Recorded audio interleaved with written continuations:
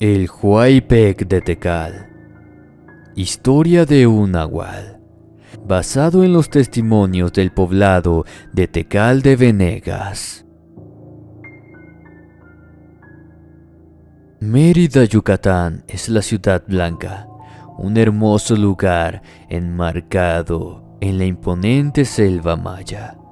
La mayor parte de la superficie del estado de Yucatán y en menor proporción en Campeche y Quintana Roo está cubierta por selvas bajas. Por ello, la mayor parte de las especies de plantas del estado están asociadas a estos tipos de vegetación. Pero no solo se caracteriza por su belleza natural, sus vestigios históricos o su gastronomía. También esconde aterradores sucesos que ponen los pelos de punta, incluso en este nuevo siglo de modernidad y tecnología. Sigue habiendo secretos oscuros que salen a la luz para mostrar que el terror que merodea en las tinieblas sigue tan vigente como hace siglos. El Tekal de Venegas, muy cerca de la ciudad de Izamal, a poco más de 1 hora de Mérida. Recientemente, en el año 2002, un temible Huaypec, brujo que se convierte en perro, así mismo como los nahuales, que no solo fue visto, sino que también fue perseguido por los pobladores, y los hechos estremecieron a toda esa localidad por lo sobrenatural, aterrador y misterioso del caso. Este caso ocurrió en la comunidad de Tekal de Venegas en Yucatán. Corría el año 2002. La gente de la región estaba atemorizada y sumamente nerviosa debido a la aparición del temible nahual Huaypec. Por lo inverosímil de la situación, nos dispusimos a averiguar si lo que manifestaba la atemorizada población era verdad, para conocer a fondo los detalles de ese evento en particular y pidiendo algunos favores. Viajé hasta el lugar de los hechos para entrevistarme con diversas personas que estuvieron involucradas durante el suceso. Incluso pude hablar con 3 de los testigos que bajo juramento me aseguraron que ese día de la cacería que se organizó en el pueblo, pudieron ver y perseguir al famoso Nahualpec.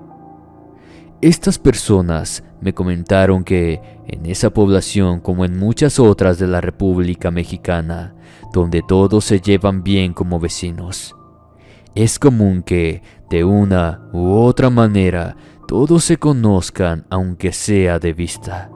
Pero algo les llamó poderosamente la atención, pues en ese entonces notaron que todos los días veían llegar a un extraño hombre que se paseaba misteriosamente por el lugar. Obviamente todos pudieron darse cuenta que este sujeto no pertenecía al pueblo. Era bastante esquivo, casi no hablaba con nadie y cuando lo hacía no decía más de lo necesario. Su comportamiento extraño, su intimidante presencia y el hecho de que siempre andaba solo y no se le conocían amistades ni parientes en el poblado, comenzaron a activar las sospechas de la gente.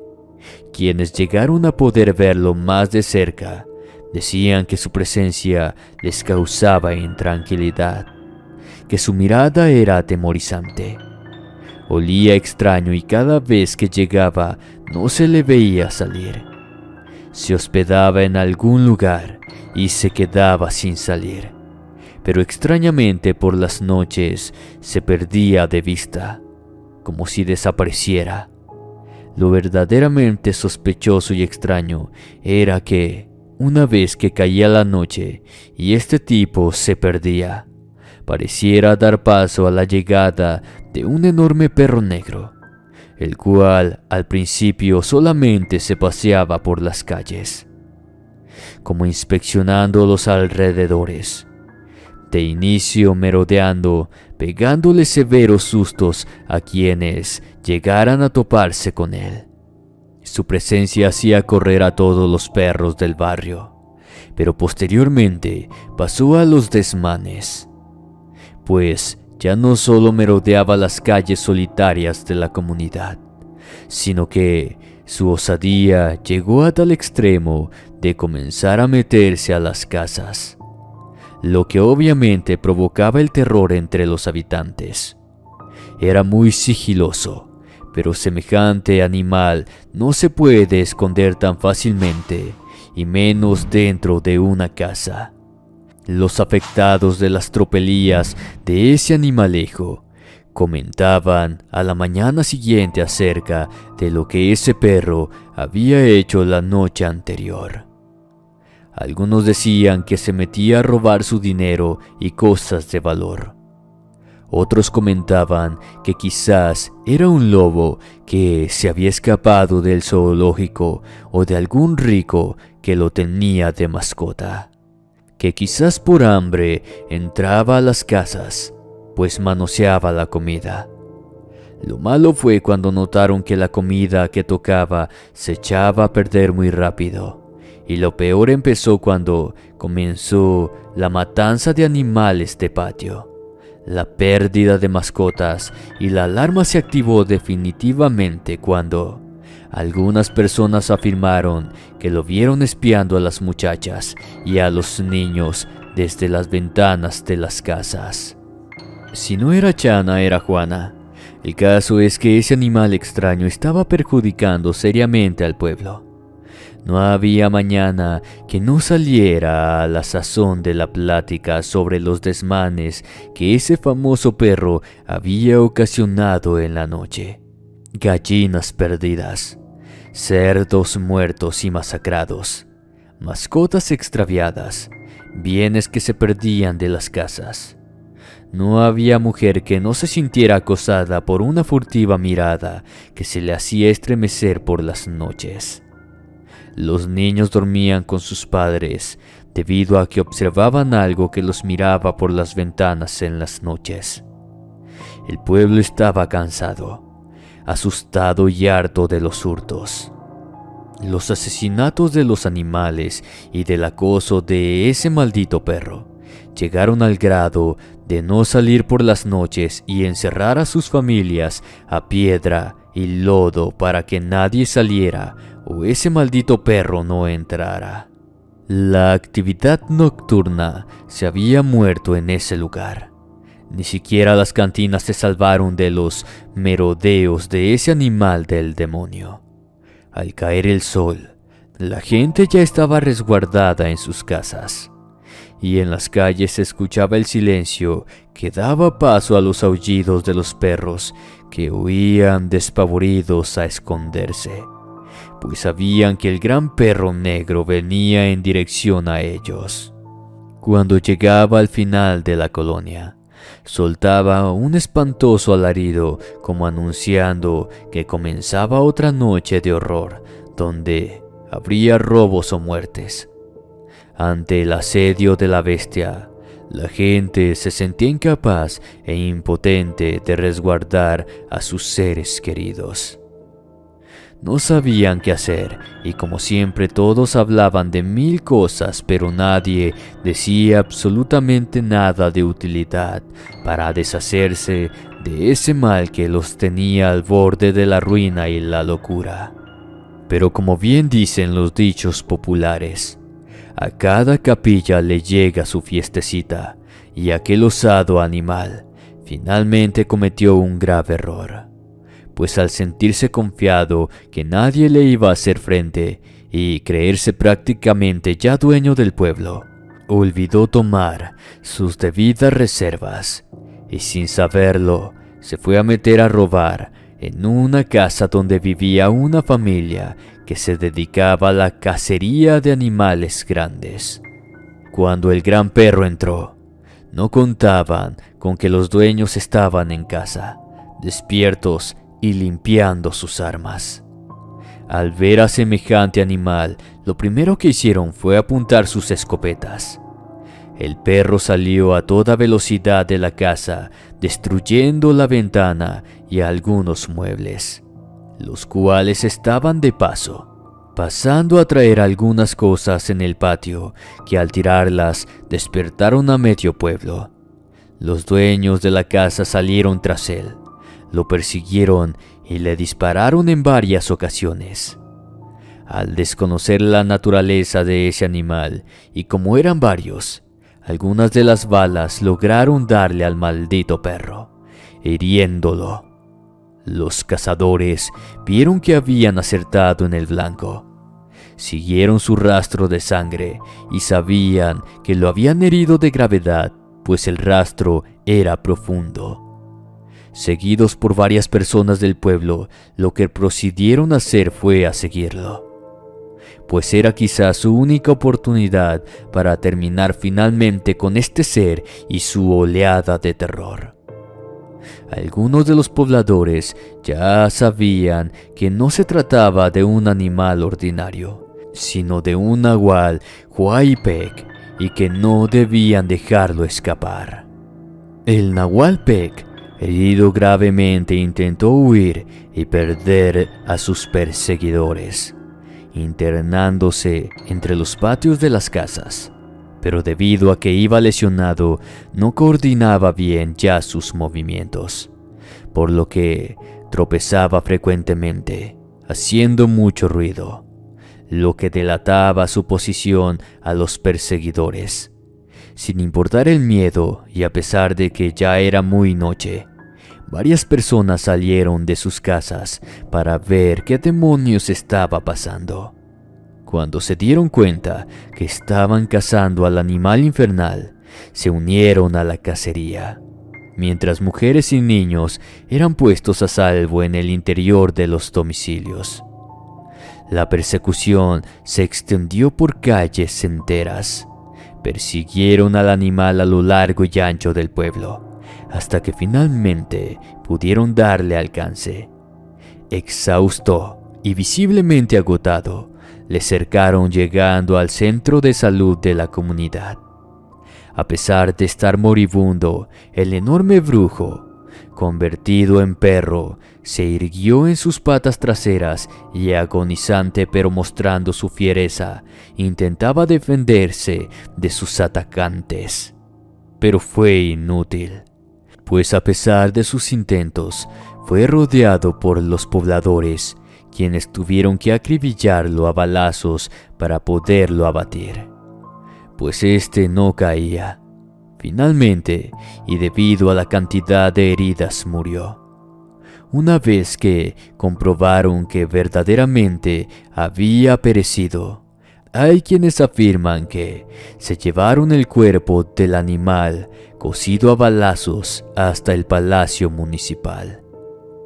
Lo presentaron ante las autoridades, quienes, al verlo, no supieron qué hacer ni cómo actuar en una situación de estas. Como tal, las autoridades se vieron rebasadas y maniatadas por una situación desconocida. La turba enloquecida tomó nuevamente el cuerpo de la bestia y lo trasladaron hasta los terrenos del basurero municipal, donde finalmente prepararon una hoguera. Quemaron el cuerpo del misterioso y aterrador engendro del mal. Lo que les cuento a continuación lo dejaré al criterio de los espectadores, pues nuestro afán solamente es dar a conocer los hechos narrados en esta historia. Dicen algunos de los testigos que cuando le tiraron gasolina al perro y le prendieron fuego para hacer la hoguera, este se movió nuevamente y pegó un aterrador alarido, el cual provocó que mucha gente de la cual había participado en la cacería y el fusilamiento del demoníaco animal se fueran corriendo aterrorizados a sus casas, dejando allí solamente a unos cuantos valientes que quisieron comprobar que no quedara nada del cuerpo del brujo nahual. Después de que amaneció y ya con el sol en alto, algunas personas regresaron al lugar para comprobar que el animal se hubiera quemado hasta los huesos. Dicen que cuando llegaron al sitio ya no encontraron el cuerpo, Buscaron por todas partes preguntándose si alguien lo habría tomado, pero no obtuvieron respuestas de la misteriosa desaparición del cadáver del nahual.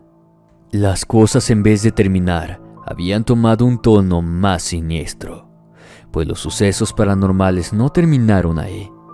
Pues si bien era verdad que el pueblo se había unido para terminar con el asunto y haber matado al brujo, pero aún así muchas personas que participaron de la refriega tenían la curiosidad de saber quién era en realidad esta persona y de dónde venía.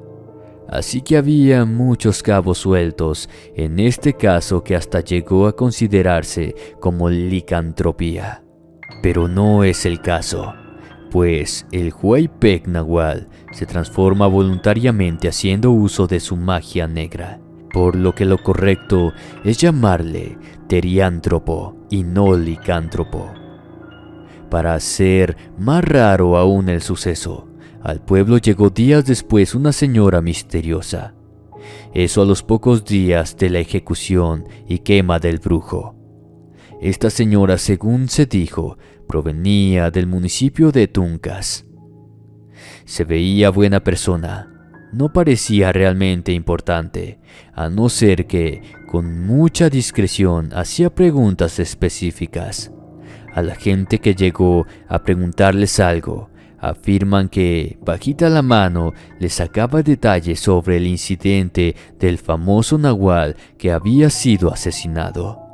Lo cual obviamente, y al calor del momento, nadie sospechó nada extraño en ese momento, pues, tomando en cuenta lo insólito del caso, el hecho de que una criatura de las leyendas hubiera atacado y sido ultimada por el pueblo recientemente y tantas cosas más, pensaron que la señora, así como pasó con muchas personas más de la comunidad vecina que pasaban por el pueblo y se enteraban del caso, solo preguntaban por curiosidad. Primeramente, lo vieron como algo muy normal. Una visitante cualquiera curioseando chismes locales. Pero lo raro fue que al día siguiente de eso, la señora regresó y seguía indagando. Y al día siguiente también, y al otro, y así. Ahí fue cuando la gente empezó a sospechar el verdadero motivo por el cual esa dama estaba tan interesada por conocer en dónde había terminado el cuerpo del temible Huaypec. Pero no solo eso, también hacía preguntas bastante extrañas y muy específicas, preguntando con insistencia sobre la complexión de este mentado animal, su color, y si por casualidad notaron si éste no tenía un medallón así en el pecho. Así como llegó la misteriosa dama, así también de la nada desapareció sin dar señales de su paradero. No fue sino hasta muchos meses después que, indagando, se supo parcialmente lo que presuntamente había ocurrido.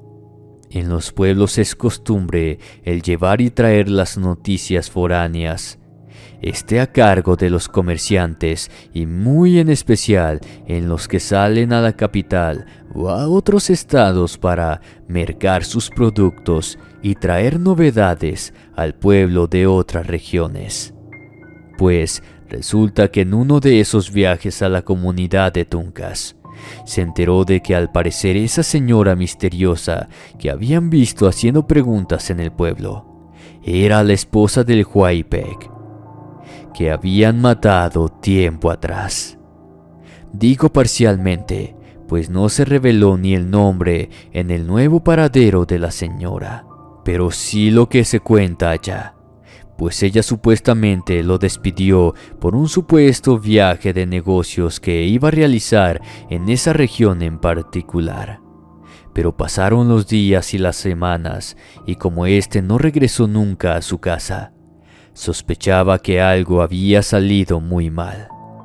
Supuso que le pudo haber pasado algo malo, y como sabía que seguía viajando su esposo a Tecal, ella acudió a este pueblo en su búsqueda.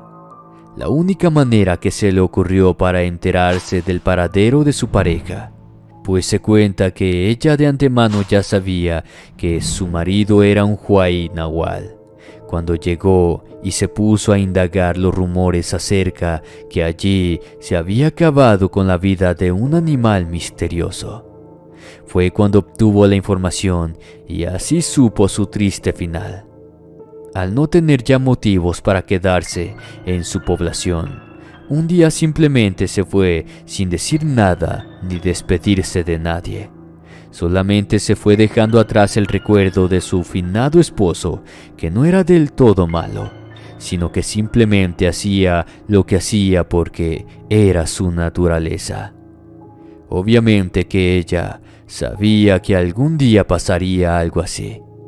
Vivía siempre con la pena y la angustia de que alguna vez su marido regresara a casa malherido, o que definitivamente ya no regresara con vida. Lamentablemente ni siquiera eso pasó, pues el cuerpo, después de ser quemado, supuestamente desapareció. Pero no hay que olvidar que se trata de un Huaypec Nahual, y que esos seres no duermen del todo realmente. ¿Quién dice que la señora no fue a reunirse con él en un nuevo lugar para seguir con su vida sobrenatural y misteriosa? Muy buenas noches y gracias por escucharme. El Nahual del Rancho. Historia escrita por Freddy GDLR.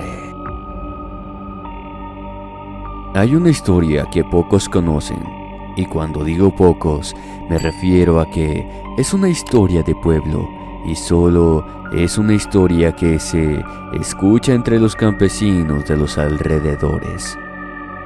En un principio yo viví en ese pueblo, pero no quisiera desvelar el nombre, porque mis padres siguen viviendo ahí y preferiría que esa historia se quedara en él, solo como una historia de aquellos años cuando el nahual se posaba en los árboles.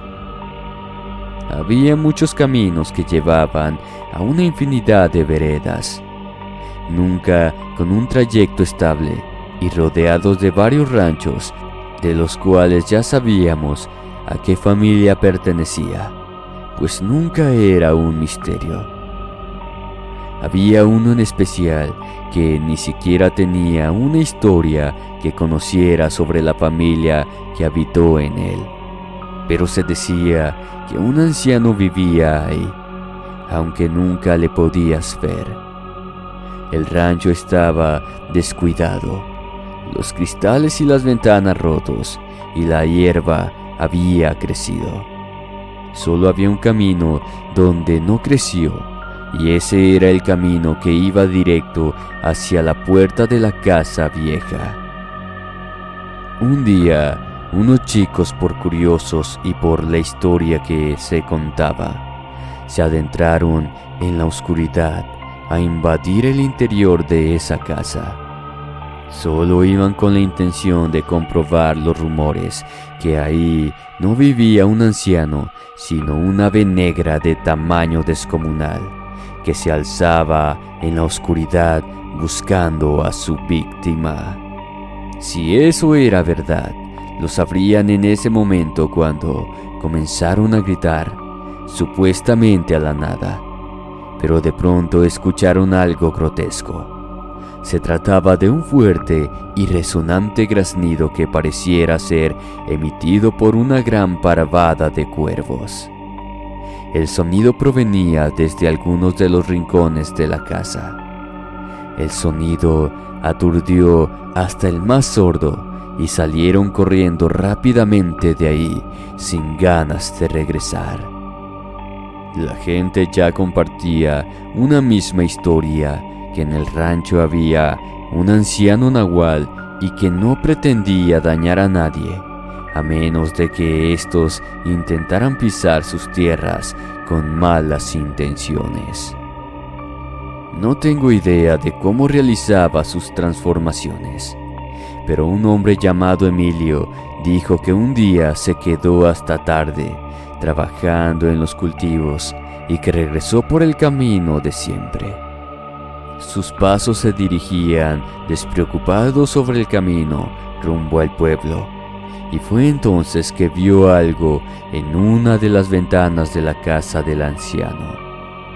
Parecía haber una fogata en el interior y que el anciano danzaba alrededor de ella sosteniendo algo en sus manos. Emilio se quedó de pie ahí, alcanzando ver a lo lejos al anciano moverse en círculos y luego solo ver su cuerpo ascender, para entonces ver únicamente sus pies colgando como si flotara en el aire. Dijo también haber visto sus pies alargándose y extender dos aparentes alas con plumas negras. Emilio salió huyendo de ahí y no se lo calló. Le contó al pueblo y todos le temieron al nahual. Incluso otros le mostraron respeto. El aspecto lúgubre y desolado de ese rancho pareciera hacer ver que estaba abandonado, pero en realidad ahí vivía ese anciano aún, cuando pareciera que las paredes o el techo no tardaban en derrumbarse sobre él. Había un camino por el cual la hierba no crecía y supuestamente ese era por el mismo donde la gente con peticiones caminaba hacia la puerta vieja. La gente llevaba su petición en posición de reverencia hacia la puerta, dejando caer un papel con un nombre escrito y una fotografía de la persona que había obrado mal dentro de una vasija de barro.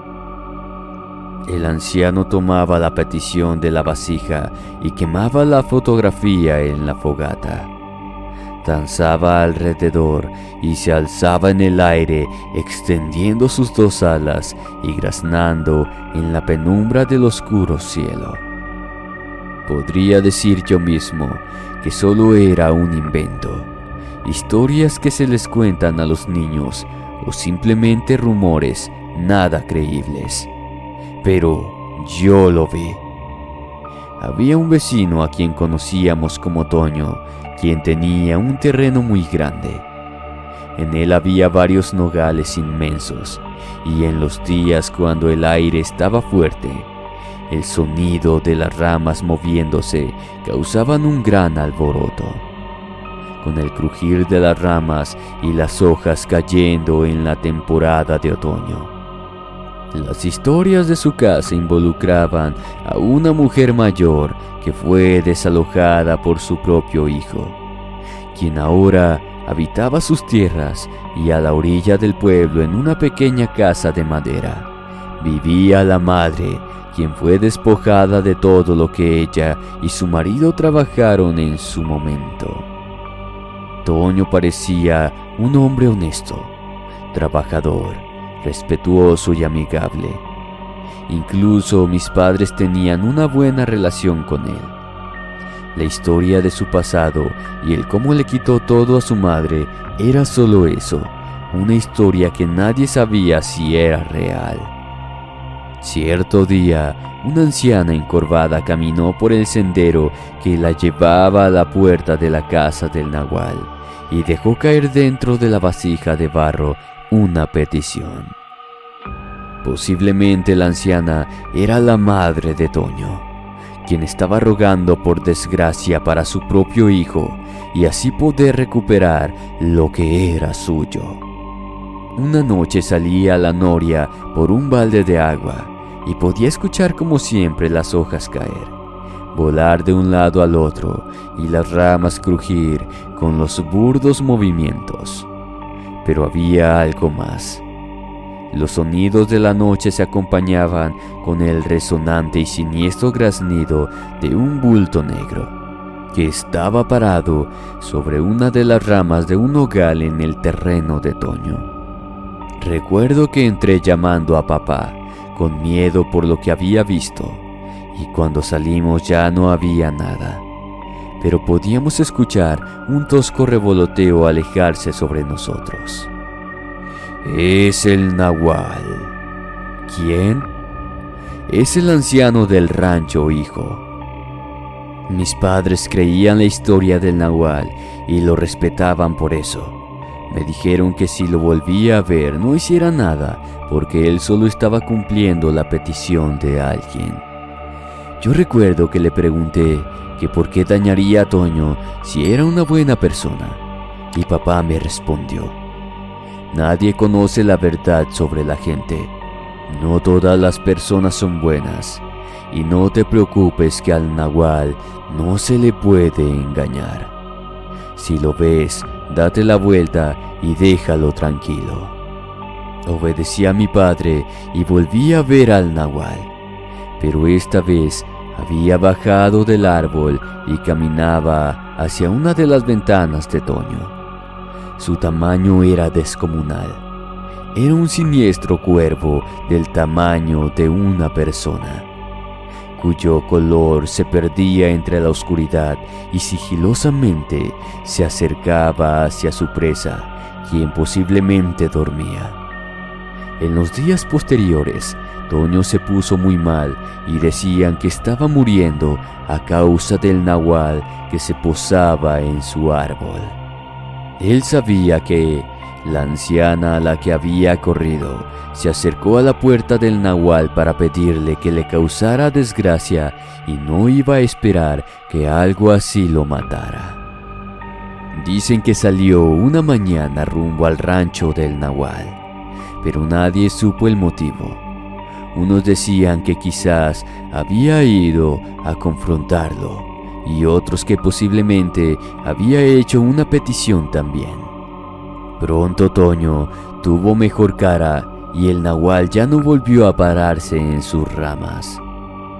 Una tarde, cuando regresábamos a casa, alcanzamos a escuchar a un hombre que decía que habían visto al nahual sobre el techo de la madre de Toño, que las pezuñas del cuervo rasguñaban las láminas y que podían escuchar a la anciana gritar. Nadie intentó ayudarla, porque nadie quería molestar al nahual. Al día siguiente, los mismos hombres fueron a la casa de Toño para hacerle saber que su madre estaba muriendo. La anciana escupía sangre con pequeños trozos de los cuales, según ellos, eran los órganos internos que se le estaban desbaratando.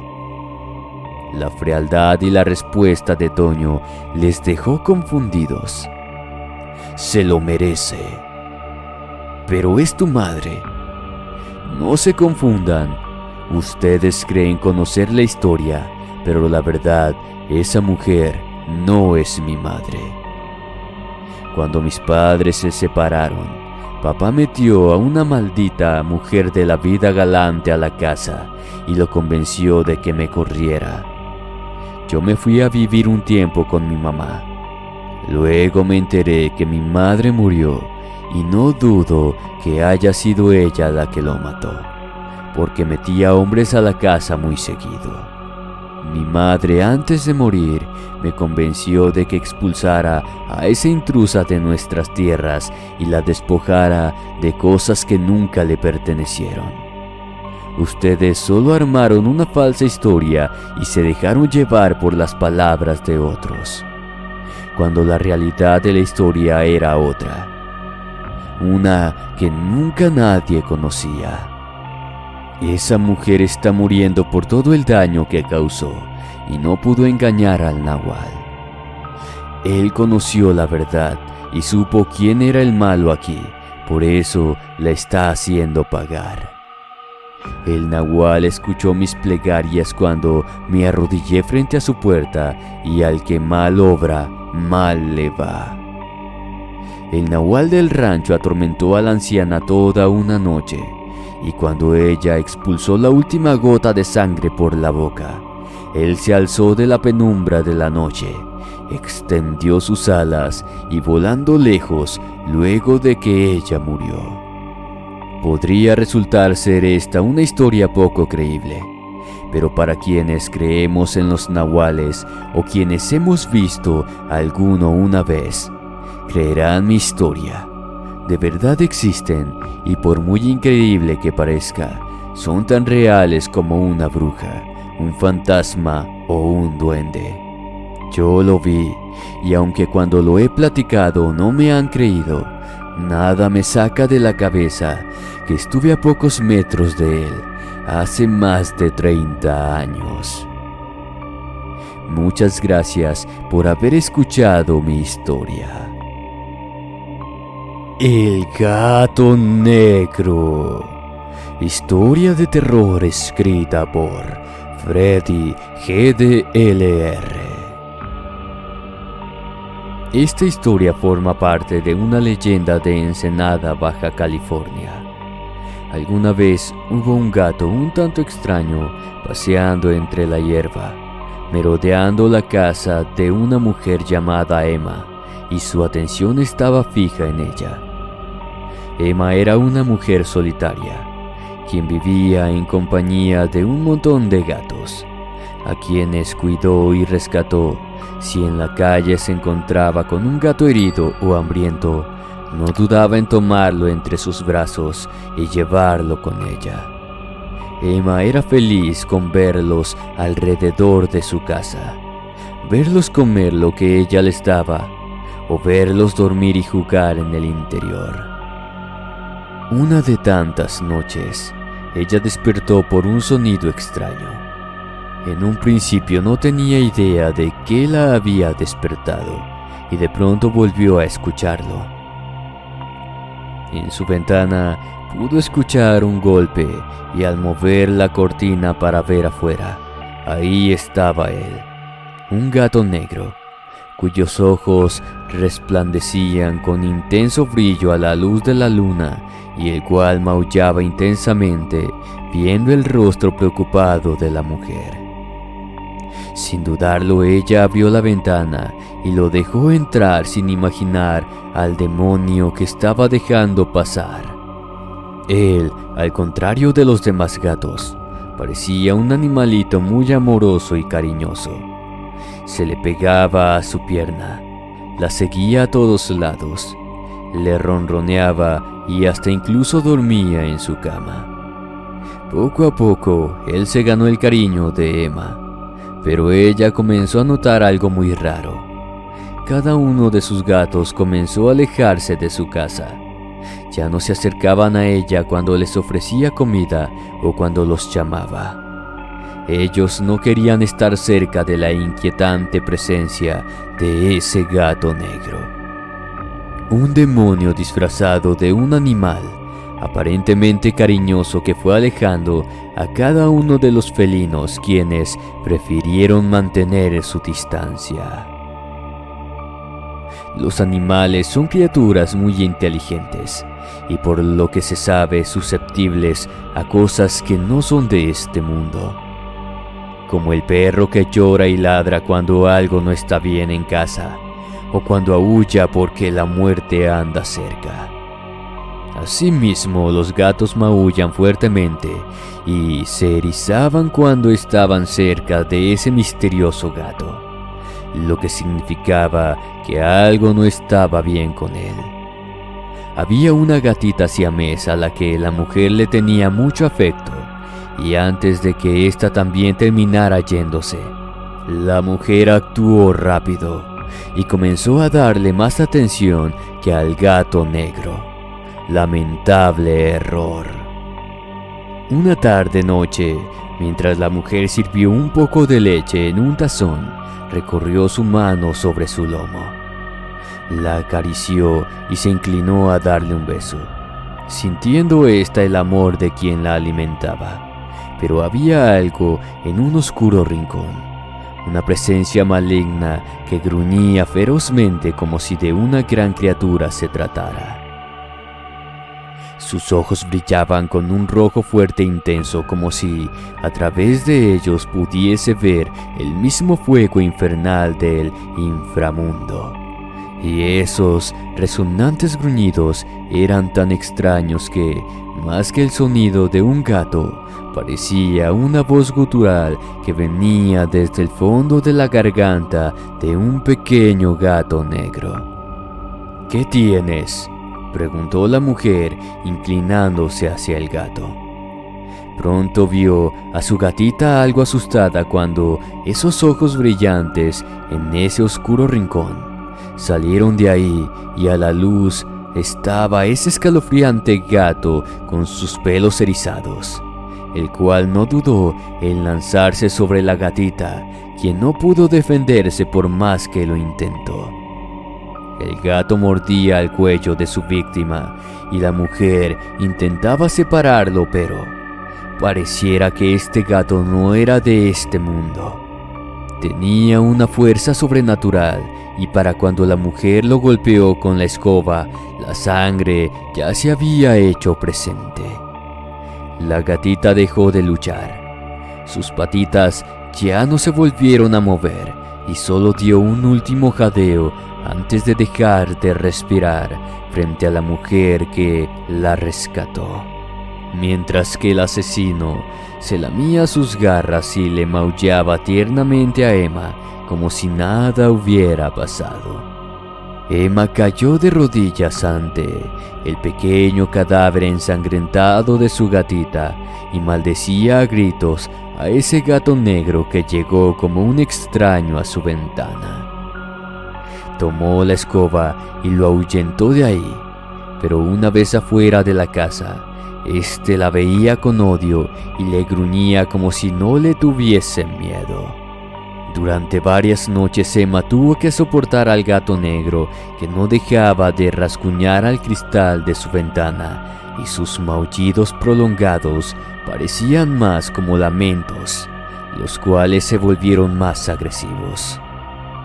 Emma se mantuvo firme en la decisión de no dejarlo pasar, hasta que éste terminara yéndose por sí solo, y una noche ya no se le volvió a oír. Emma se asomó por su ventana, la cual ya tenía unas pequeñas roturas de los golpes que el gato daba insistentemente en entrar a la casa, pero finalmente se había ido. Una tarde Emma salió a comprar unas cosas y para cuando regresó a su casa ya había oscurecido. Ya mucho antes de entrar, ella debería haber notado que las cosas no estaban bien. Sus gatos estaban afuera de la casa maullando, bufando, moviendo sus colas de un lado a otro, con el lomo arqueado y erizado. Todos viendo hacia la puerta. Los gatos trataban de advertirle a Emma que no entrara a la casa, pero ella, sin imaginar nada ante el comportamiento extraño de sus gatos, cerró la puerta y se encontró cara a cara con el demonio. Desde que Emma entró, podía sentir una sensación pesada en su cuerpo y un maullido profundo, ronco y resonante. Una inmensa silueta negra acechaba en la oscuridad y mostró esos angustiantes ojos. Emma no podía creer lo que veía al encender la luz, pues el tamaño del gato era descomunal y sus maullidos eran graves como la voz de un hombre mayor. En esos ojos se podía apreciar un lamentable odio. Emma dio un par de pasos hacia atrás y al intentar correr, el gato negro saltó, dejando caer su peso sobre el cuerpo de ella. La arañó con sus afiladas garras que le causaron profundas heridas y la mordió varias veces, tratando que de igual manera se desangrara como la gatita siamés a la que mató. Pero Emma, en sus intentos por gritar y zafarse de la bestia negra, solo sintió la cola del gato enredarse en su cuello, ahogando esos gritos y matando de asfixia a la mujer. Emma, que siempre dedicó su vida a rescatar a los gatitos indefensos, terminó siendo asesinada en las garras de un siniestro gato negro que se quedó al lado de su cadáver por un instante y que luego salió por la misma ventana por la que entró por primera vez. Posiblemente nadie se hubiera enterado de la muerte de Emma, pero luego de unos días, los gatos a los que cuidó y que huyeron ante la presencia del gato negro, regresaron a buscarla. pero se encontraron con el cadáver inmóvil y maloliente de la mujer. Los gatos comenzaron a llorar y su llanto atrajo la atención de los vecinos, quienes golpearon la puerta preguntando por Emma, pero ella nunca les abría. Derribaron la puerta debido al extraño olor que salía por la ventana y se encontraron con una desagradable escena. Los gatos a quienes ella tanto quiso ahora le lloraban reunidos alrededor de su cuerpo descompuesto sobre una gran mancha de sangre. Algunos incluso dormían junto a ella y lamían la mano de la mujer que siempre les dio el cariño que ellos tanto necesitaron. Con el paso del tiempo los gatos se volvieron callejeros y ya no encontraron el amor de alguien como Emma. Se alimentaban de las migajas que rara vez encontraban y la mayoría de las veces la gente los ahuyentaba. Poco a poco los gatos que entraban y salían de los restos de lo poco que quedaba de la casa de Emma fueron muriendo por la falta de comida, atención y amor. Aunque hay quienes dicen que ellos regresaban a la casa porque ella venía de vez en cuando a visitarlos. Fue así como todo terminó en aquel lugar, una equívoca decisión al abrirle la ventana a un extraño gato negro.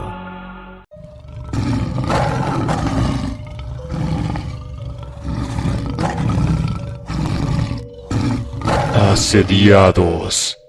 Creepypasta enviada por Fernando González. Buenas noches, mi nombre es Fernando.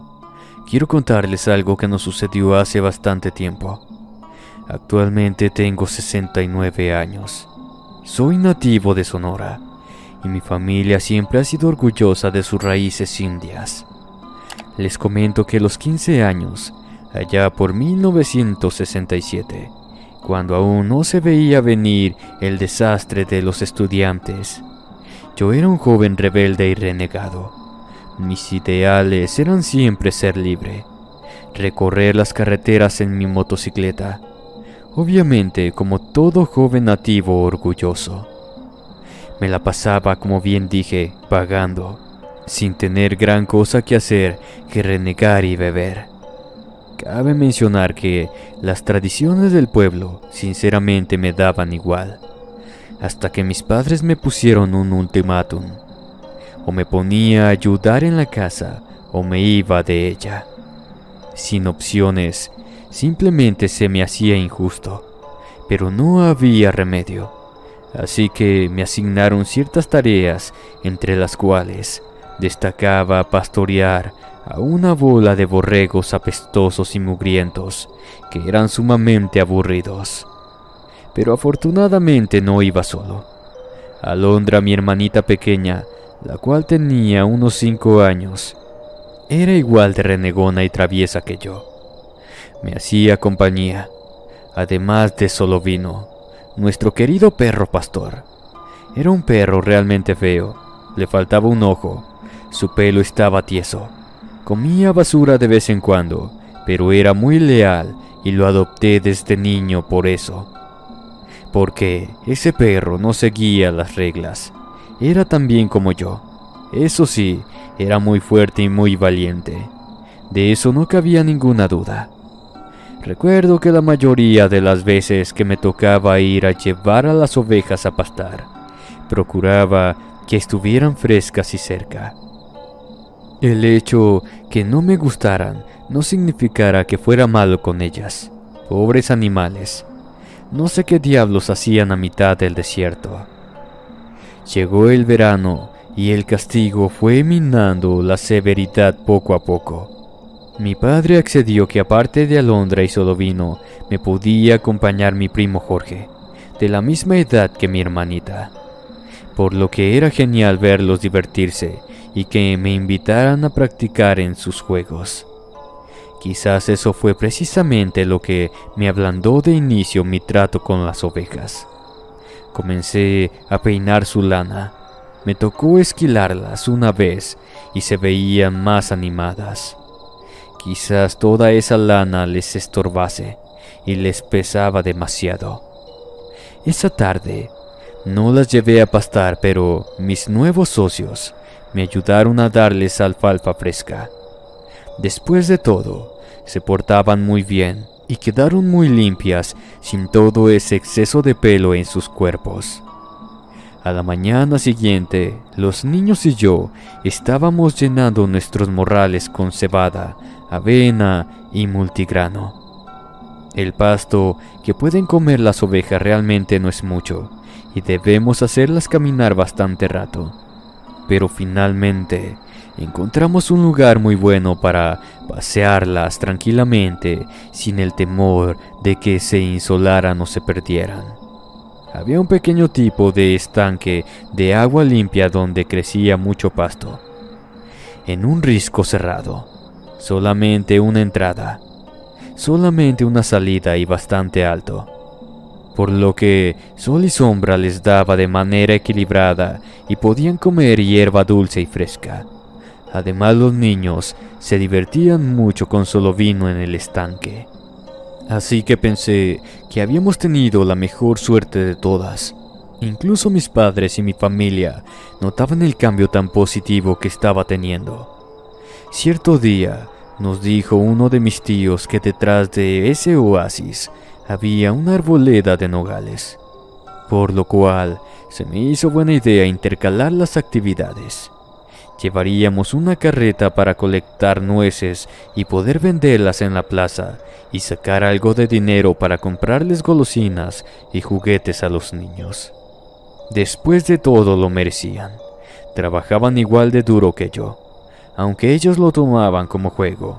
Me mantenían alerta y eso ya era una acción muy positiva. Y así lo planeamos. Llevé a mis 2 hermanos y a 4 primos y nos dividimos las actividades.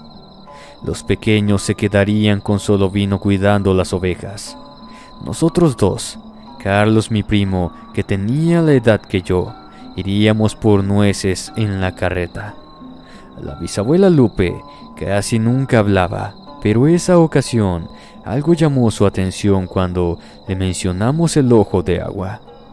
Decía mi abuela que ella casi no recordaba nada, pero en esa ocasión nos dijo que no nos quedáramos muy tarde, pues las criaturas de la noche nunca tienen buenas intenciones y que los niños eran presas fáciles y muy codiciadas por ellos. ¿De qué criaturas hablas, abuela?, le pregunté. Ella se quedó muy seria y agachó la cabeza con sus manos, víctimas visibles del mal de Parkinson, diciéndome la palabra maldita. Nahuales, hijo, los nahuales. Por respeto a mi abuela, me aguanté la risa. Yo pensaba que esos solamente eran cuentos para espantar a los niños traviesos. Nunca hasta esa vez creí que el terror de esos seres fuera real. Cuando nos fuimos, ya el sol estaba saliendo. Mi madre y mi abuela me recomendaron no descuidar a los niños, por lo que les dije que estaríamos seguros. Además, el buen Solovino nos cuidaría y llevábamos a Rosita, nuestra mejor mula, que también era aguerrida contra los coyotes si nos salieran al paso. Todos iban muy contentos, nada podía opacar ese día. Carlos llevaba la carreta con los niños, mientras Solovino y yo íbamos metros atrás con las ovejas, observando la apacible montaña y cómo el desierto despertaba un nuevo día. Llegamos al ojo de agua, instalamos a los pequeños, les dimos algunas frutas y juguetes para que estuvieran bien. Les recomendé que nadie se alejara, que no se movieran de allí y que cualquier cosa Solovino los iba a estar cuidando. Así que con calma bajamos a la arboleda con algunos costales para llevarnos las nueces. Sería algo así como el mediodía, cuando me dio una sensación de que alguien nos estaba observando, pero no le di mucha importancia. Llegamos a los nogales y comenzamos a revisar las nueces caídas para ver si estaban buenas. Algunas sí lo estaban, así que de menos era ganancia. como yo era quien mejor trepaba, pues al ser árboles silvestres, eran muy grandes. Además era mi deber, ya que la idea fue mía. En eso estaba, yo jalando las nueces, cuando volví a sentir esa extraña sensación de que alguien nos observaba. Era extraño, porque me encontraba a varios metros de altura. No le di importancia nuevamente y seguí enviando las nueces hacia abajo. Carlos gritó que era genial, que ya llevábamos 5 costales llenos. Para mí era una buena labor y aparte de todo gratis, debido a que esas tierras no tenían dueño, o eso es lo que todo el pueblo pensaba. Cuando me pasé al tercer árbol, ya para finalizar la tarea, serían más de las 5 de la tarde, y sentí nuevamente esa sensación de ser observado, y para mi mala suerte, algo o alguien susurró a mi oído: «Váyanse de aquí». Casi me caí del árbol por la impresión. Carlos me dijo que ya teníamos todos los costales llenos, que sería bueno volver, pues pronto oscurecería y era buen tramo de vuelta. Estábamos asegurando los costales en la carreta, cuando escuché los ladridos de Solovino a la lejanía, y luego un chillido agudo. «Los niños», dijimos al mismo tiempo. Nos subimos a la carreta y carrereé a Rosita para que corriera lo más rápido que pudiera. Cuando escuchamos los gritos de los niños, a unos 15 metros de llegar, una peste espantosa nos hirió la nariz. Era un olor putrefacto, como de animal muerto, como debe oler la misma muerte. Cuando llegamos, Solovino yacía agonizante en el piso, y los niños estaban detrás de él visiblemente aterrorizados. Cuando le pregunté a Alondra qué había pasado, me dijo que una anciana horrible y que olía muy feo se los quería llevar, y que Solovino los defendió. Pero, ¿cómo una anciana le haría eso a un perro? Alondra me dijo que ella cambió. No entendía lo que mi pequeña hermana me trataba de decir. Simplemente no sabía qué estaba diciendo. Cuando revisé a mi perro, ya había muerto. Bajamos los machetes, una pala y nos pusimos en guardia. De repente escuché que alguien decía nuestros nombres con las voces de nuestras familias, y luego se reían. Fue cuando íbamos a salir cuando la vimos. Realmente era una anciana, o eso es lo que creímos. Apestaba a putrefacción y traía una especie de salea de coyote en los hombros. Estaba pintada de blanco. A veces en las ceremonias de los tribu yaqui, muchos de los que practicamos usamos pinturas ceremoniales o de guerra, pero esta anciana o lo que haya sido traía una pintura extraña, o por lo menos ya no la había visto antes en ninguna ceremonia. Reía con sus espantosos dientes. Yo conozco a muchos ancianos y sé que a cierta edad pierden los dientes, pero esta mujer los tenía todos. Y no solo eso, se veían sumamente afilados y coronados por sus grandes colmillos. Extendió una mano huesuda y sumamente larga. ¿Qué digo? Ridículamente larga, desproporcionada, antinatural, diciéndome que estábamos en suelo sagrado, que no debíamos estar allí. Le dije que no se preocupara, que ya nos íbamos, pero volvió a reír. Fue cuando supe que ella era quien nos había nombrado. No puedo dejarlos ir, chiquillos. Además vinieron no solo a robar, sino a profanar tierras sagradas. No entiendo a qué se refiere, señora. Además usted mató a mi perro. No sé cómo, pero él solamente defendía a quienes ama. No hacía ningún daño. Le dije al punto del llanto, debido a que Solovino era mi gran amigo. Además, no robamos nada. Esos nogales no pertenecen a nadie. Preguntamos en la comisaría y con los vecinos. Fue cuando la vieja rugió como un oso y nos miró con sus luminosos ojos amarillos.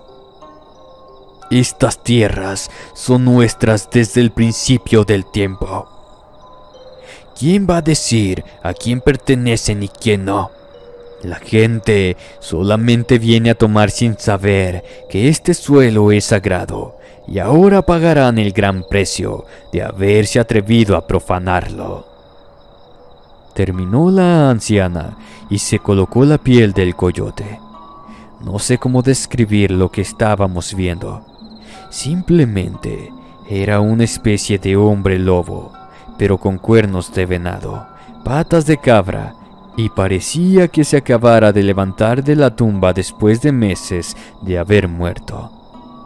Soltó un nuevo rugido, y otras 3 cosas de esas se posaron apareciendo en la carretera. Rosita se asustó y le lanzó algunas cosas a esos monstruos, quien de un bofetón la tiró al piso. Pensé que también la había matado, pero no. Afortunadamente solo la noqueó. Pero aún así, no teníamos manera de escapar de allí. Quedamos a merced de esas aberrantes criaturas. Los niños comenzaron a llorar. Incluso nosotros sabíamos que sería nuestra perdición. Fue cuando escuchamos el grito de los pueblos navajo, yaqui y apache, acompañado de una enorme cantidad de palabrotas en idioma nativo de mis abuelos, llamando la atención de las bestias que nos tenían rodeados. Fue cuando mi abuelo gritó: «Vete, maldita bruja, yo sé quién eres.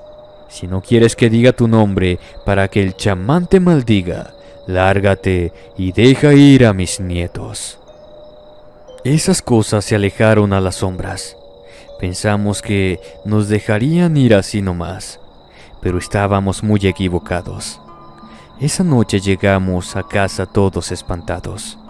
Nuestra abuela nos hizo una especie de ritual de liberación para cortar el daño, el miedo y el mal de ojo. Pensamos que con eso sería suficiente, pero solamente fue el comienzo de todo nuestro horror. En esa ocasión nos dejaron ir, es verdad, a pesar de que solamente Solovino murió ese día, pero recordamos que Rosita recibió un zarpazo de esa criatura. Con el paso de los días la mula estaba triste, casi no salía y a veces no se quería levantar ni siquiera comer. Cuando definitivamente no salió, mi abuelo, mi padre y yo fuimos a verla. El lado derecho de su cara había desaparecido. Literalmente, era una calavera en vida. Se le veía el hueso blanco y la carne que quedaba estaba podrida y llena de gusanos. Además de sus oídos y nariz, también le salían gusanos. Sin que nos diéramos cuenta, mi madre la vio y se llevó las manos al rostro horrorizada. Le preguntó al abuelo qué haríamos, a lo que mi abuelo, hombre recio, indio de sangre pura, con una lágrima en el rostro, cargó su Winchester y acabó con el sufrimiento de la pobre Rosita. Yo me sentía más triste, pues Rosita era parte de la familia al igual que el pobre Solovino, que también murió a manos de esas malditas bestias. Una tarde en que estábamos sumidos en la depresión debido a todas las cosas que habían ocurrido, para colmo se avecinaba una tormenta. Pensamos que sería una tormenta cualquiera cuando comenzó a formarse un tornado. Con buena suerte no causaría muchos daños, pero aún así resguardamos los animales y nos pusimos a salvo. El viento se escuchaba aterrado arriba y afuera, pues teníamos un sótano donde guarecíamos de este tipo de tormentas. Tardó varios minutos, pero a nosotros como niños se nos hacían eternos, y además nos daba mucho miedo debido a que pensamos que esas cosas estaban afuera. Pensamos muchas cosas. Yo creo que eso fue lo que nos dio la fortaleza necesaria para afrontar lo que se vino después. A pesar de que el tornado pasó, la tormenta se quedó. La lluvia afuera no cesaba, así como los relámpagos y los truenos. Esa noche no íbamos a salir de allí, por lo que me acomodé y abracé a mis hermanos para poder dormir un poco. Curiosamente, esa noche no hubo pesadillas ni sobresaltos nocturnos, pero muy temprano, los gritos de disgusto de mi abuelo nos despertaron. Algo sin duda había entrado a la casa y la había saqueado. Todo estaba revuelto. Las cosas de valor habían desaparecido. La comida estaba toda manoseada y con un olor repugnante. Mi motocicleta parecía que un payaso hubiera hecho una figura de globos con ella alrededor de un árbol. El tractor estaba volteado. Aparte dejaron sus inmundicias en la sala, el patio y el comedor. Al inicio lo quisimos atribuir al tornado, pero el rastro del ciclón estaba a más de 600 metros de la casa, además de que todo estaba intacto, tal cual habían entrado. Hicieron una maldita fiesta y nos dejaron casi en la ruina. Afortunadamente todos estábamos bien y las armas estaban en el cobertizo del abuelo. Así que no hubo más que ir al pueblo para reabastecernos de alimentos y solicitar que el chamán nos ayudara a ritualizar la casa. Cuando el chamán llegó y vio el desastre, nos dijo que eso era personal, que no nos dejarían en paz, pues lo que hicieron fue relativamente marcar su territorio. Recordamos que mi casa está casi en el desierto, por lo que ellos lo consideraban parte de su territorio. Mi abuelo y mi abuela estaban rabiosos. Decían que ningún desastre ni tornado los había podido sacar de sus tierras, que no lo harían tampoco esos malditos demonios. El consejo tribal intervino, ofreciéndole unas tierras en la zona boscosa. Debido a que la amenaza al parecer iba en serio, mi abuelo era necio, terco y testarudo. No les dijo nada, pero les dijo que lo pensaría, y pensarlo significaba lo mismo que decir no gracias. Así que la tarde siguiente comenzaron las lluvias nuevamente. Esa noche recuerdo que la tormenta no mitigaba el calor que se sentía. Estábamos algo incómodos, pero a gusto. Sería algo así como las 2:30 de la mañana. Llovía mucho y comenzaron a escucharse chillidos de perros, así como de rasguños en la puerta. Alondra se levantó sorprendida y dijo: «Solo vino». Bajó corriendo las escaleras. Cuando tomé cuenta de mi capacidad mental, corrí a tropezones escaleras abajo para detener a mi pequeña hermana. Casi abre la puerta cuando la cargué y la retiré de la cerradura. Ella lloraba y me decía que solo vino se iba a mojar, que pobrecillo tenía frío, que lo dejara entrar. Pero todos sabíamos que solo vino estaba muerto, y efectivamente esa cosa se parecía a solo vino. Es más, podría decir que se trataba de mi perro.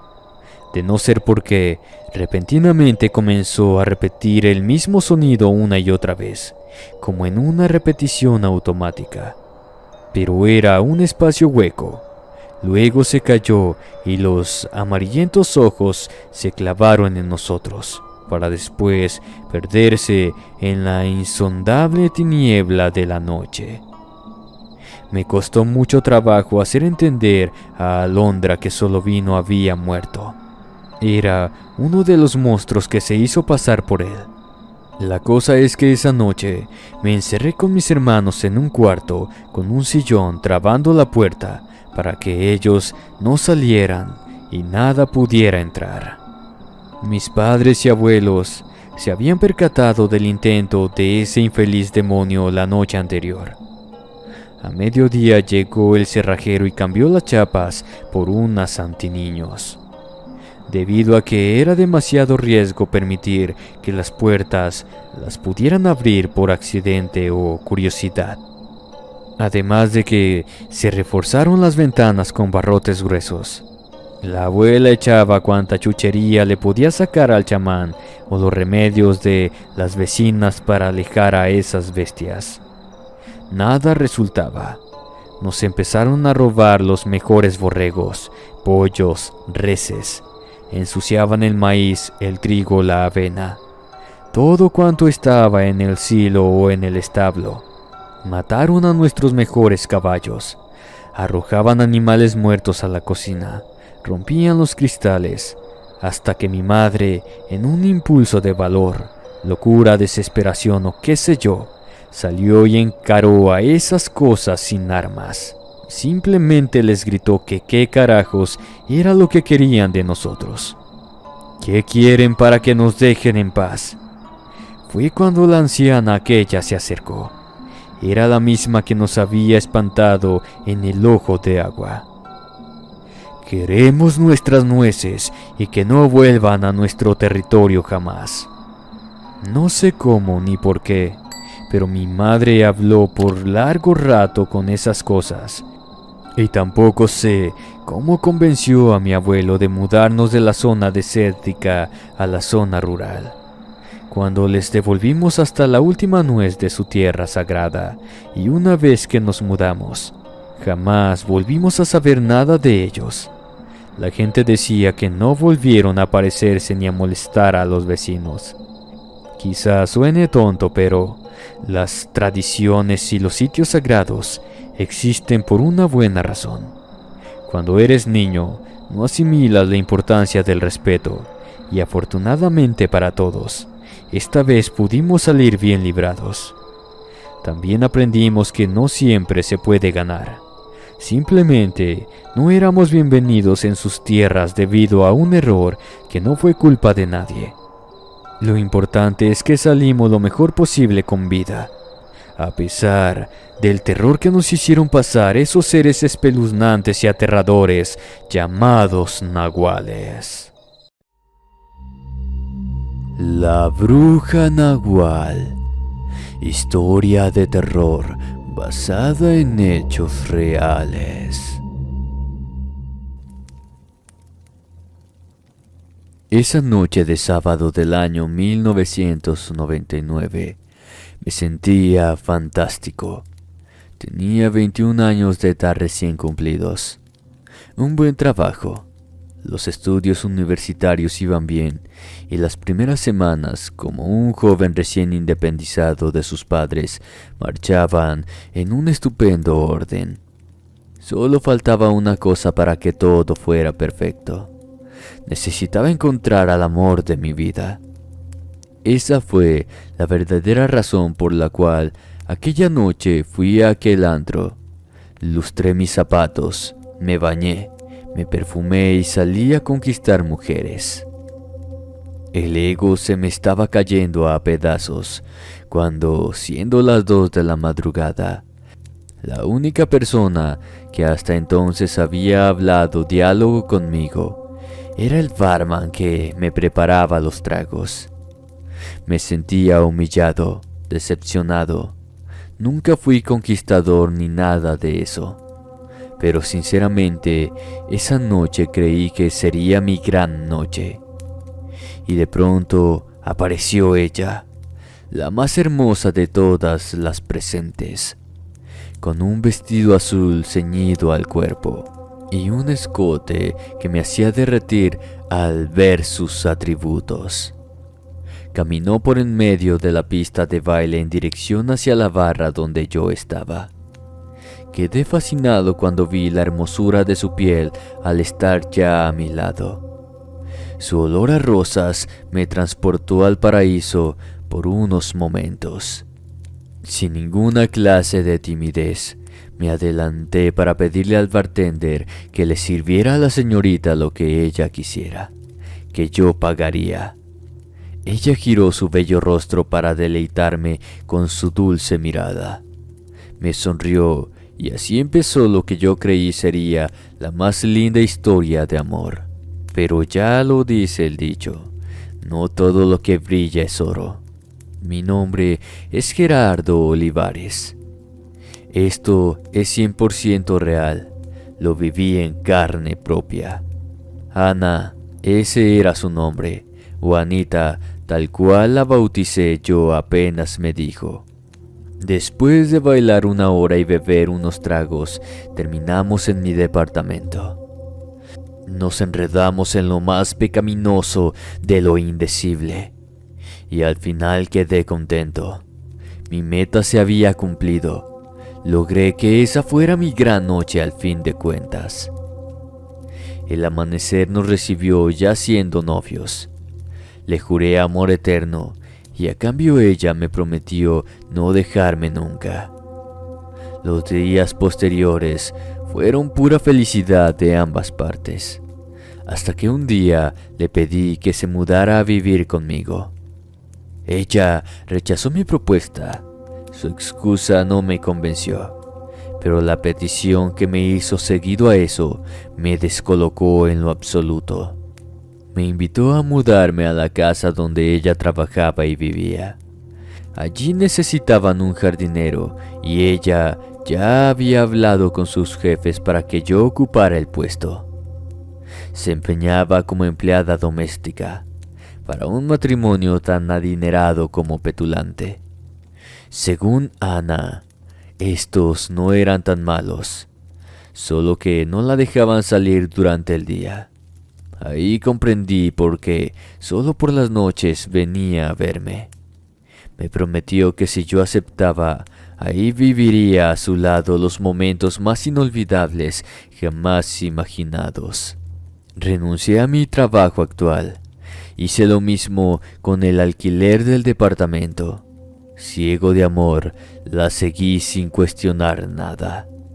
Todavía no habíamos cumplido ni siquiera un mes de novios, cuando aquella mañana llamé a la puerta de esa casa. Me atendió un veterano de unos 70 años. Se presentó como el señor Mancera, dueño de la casa. Mi jefe me invitó a pasar. Me llevó al jardín y me explicó minuciosamente en qué consistía mi trabajo. Antes de dejarme solo, me mostró el pequeño cuarto que yo ocuparía como mi habitación. Me pidió que dejara las maletas adentro y me ordenó comenzar con mi trabajo inmediatamente. El sonido de una campanilla me indicaría el fin de la jornada. Les juro que sentí ganas de dejar todo y salir corriendo de allí. El viejo ni siquiera me preguntó por Ana, y para colmo, tenía que limitarme a observar desde ahí los enormes ventanales por si las dudas la podía ver, pues mi nuevo jefe me dejó bien en claro que tenía terminantemente prohibido acercarme a la casa. Tal cual me lo había dicho el viejo. Cerca de las 7 de la tarde salió una muchacha vestida de mucama tocando una campanilla. Paré de trabajar, entré a mi habitación y me bañé.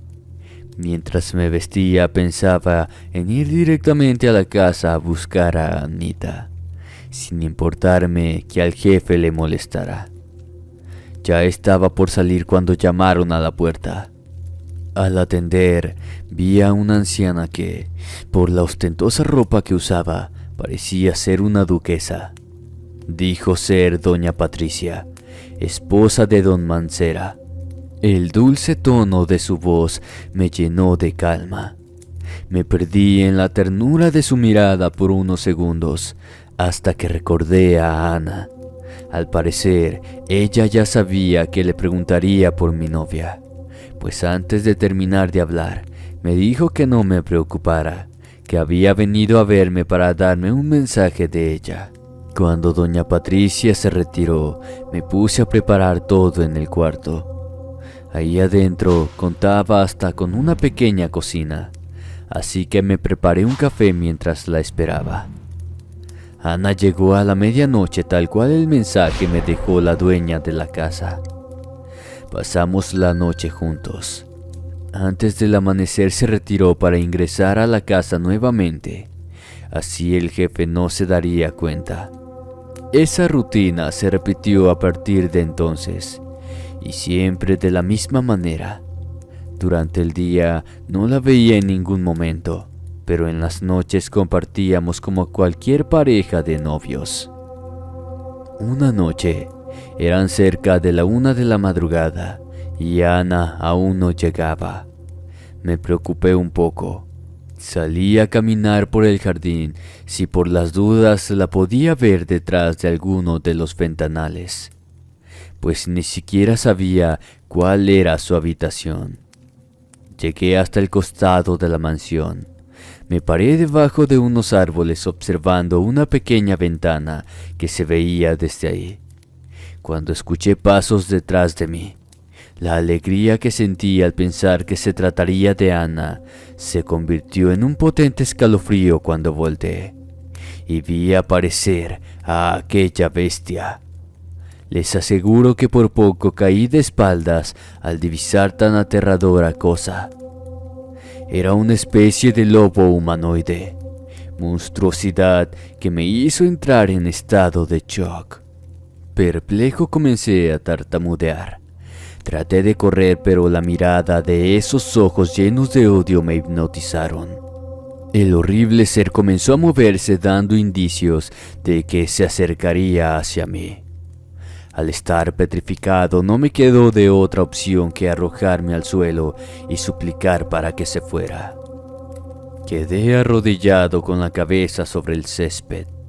Mientras me cubría con los brazos imaginaba que estaba frente a un auténtico demonio o algún ser de las tinieblas. Un gélido sudor comenzó a humedecer todo mi cuerpo, hasta que finalmente la criatura se paró frente a mí. Fue su fuerte olor nauseabundo que me hizo ubicar su posición. Era tan hediondo que parecía carne putrefacta. Un miedo a la muerte nunca antes sentido se apoderó de mí por completo. Ojalá Dios me libre de volver a experimentar algo así. Escuché un gruñido ronco, como el que hacen las fieras salvajes para amenazar. Luego de eso vino silencio y paulatinamente el olor perdió fuerza. Ignoro cuánto tiempo estuve así. Cuando levanté la cabeza ya estaba solo. No obstante, lo que esa bestia dejó frente a mí me volvió a helar la sangre. Era una rata llena de gusanos moviéndose entre la carne podrida. Vomité al instante y a pesar de ya no sentir energías en mi cuerpo, me levanté como pude y me metí a la habitación. Estuve allí dentro sentado en la cama, hasta que los latidos de mi corazón se normalizaron y pude recuperarme un poco. Sin embargo, por la misma debilidad que sentía me dormí, preso del miedo de pensar que esa bestia andaba por ahí afuera. Me desperté sintiendo una mano acariciando mi frente. Al abrir los ojos vi a Ana sentada al lado mío. Me incorporé bruscamente y comencé a contarle lo que había visto. Conforme pasaban los segundos, me iba dando cuenta de que Ana no me estaba prestando atención, o tal vez no me creía, pues no me decía nada al respecto. Solamente la escuché decir que yo había tenido un mal sueño y que la disculpara por haber demorado en ir a verme. Luego de eso se acostó a mi lado y me abrazó. La paz que sentía al estar ahí con ella me introdujo en un sopor inevitable, logrando así volver a dormirme a pesar de todo. Cuando la alarma sonó, me indicó que ya había amanecido, a lo que me levanté y sin perder tiempo, junté mis cosas y me fui de allí. Recuerdo que todavía sentía esa pavorosa sensación que tuve cuando se me apareció la terrorífica criatura. Aparentemente, cuando caminaba hacia la salida de la casa, doña Patricia me vio, me alcanzó e intentó conocer el motivo por el cual me iba, pero ni siquiera me frené a contestarle. Por suerte conseguí el mismo departamento que estaba alquilando. Después de reinstalarme, fui a la empresa donde laboraba para pedirles nuevamente trabajo y también una disculpa. Esa noche, Ana fue a verme. Discutimos. Ella insistía que todo había sido un sueño mío y que, si realmente la amaba, debía regresar a esa casa. Sus palabras partieron mi alma, pero yo estaba seguro de lo que había visto. Por el hecho de que ella no me creyera, me hacía perderle la confianza. Le respondí tajantemente que no volvería a poner un pie dentro de ese lugar. Ella ya no volvió a insistir ni decir nada. Se despidió, pero antes de cruzar la puerta, volteó para jurarme que pronto nos volveríamos a ver. Más allá de que sus dichos me sonaron a amenaza, me acosté a dormir tranquilo. Aunque recién ahí comencé a sospechar que las cosas no eran para nada normal. Pues, ¿cómo era posible de que Ana me pidiera volver a esa casa, aun viendo el estado deplorable en el que yo me encontraba? La ya conocida caricia sobre mi frente me sacó del sueño en la madrugada. Quedé desconcertado al ver a Ana de pie a mi lado. Como las luces estaban apagadas, no la podía ver bien, pero era ella. Era su fisonomía y su voz. Me recordó las palabras de esa tarde, diciéndome que no me podría escapar de ella. Hasta el día de hoy, nadie me cree lo que ocurrió esa noche en el departamento. Lamentablemente, solo Ana y yo fuimos los únicos presentes en ese tormento, al cual ella misma me sometió. Aún así, se los contaré. Esto te quitará el sueño por varias noches. Cuando Ana acabó de decir esas palabras, me tomó del brazo y me sacó de la cama de un solo jalón. Su fuerza fue tal que me arrojó como si yo fuera un simple muñeco. Mi cuerpo se estrelló contra la pared. En tanto lanzaba un grito de dolor. Sentí el hueso de uno de mis brazos atravesándome la piel. Rápidamente ella se lanzó sobre mí y me tapó la boca con sus manos para no volver a gritar. Recién caí en cuenta de que era una bruja, pues mi boca quedó cerrada sin que pudiera abrirla por más intentos que hice. Con el brazo que me quedaba sano, logré tomarla del cuello. En medio del forcejeo, ella se quejaba por el dolor que yo le causaba al hacer eso. Sentí cuando clavó sus uñas sobre mi muñeca intentando que la soltara. Pero aún así, yo presionaba más y más. En un breve espacio de tiempo ocurrió una extraña anomalía. Sentí como si la piel de su cuello cambiara, como si ésta se volviera más gruesa y rugosa. Al verse en aprietos, la bruja me soltó la muñeca y dio un brinco hacia atrás. De esa manera se libró de mí. Sé que no me creerán lo que les digo que le vi hacer. Luego de dar el brinco, esa desgraciada quedó trepando sobre la pared, así como una maldita araña, con su cuerpo de frente y mirándome con un odio, aunque no podía verla. Me incorporé como pude. La escuché toser mientras se refregaba la garganta. Hacía movimientos torpes como alguien que no sabe qué hacer. Quizás no se decidía entre volverme a atacar o permanecer en esa posición. Segundos después empezó a hablarme. Me dijo que su amor por mí había sido sincero, pero que no estaba dispuesta a perderme.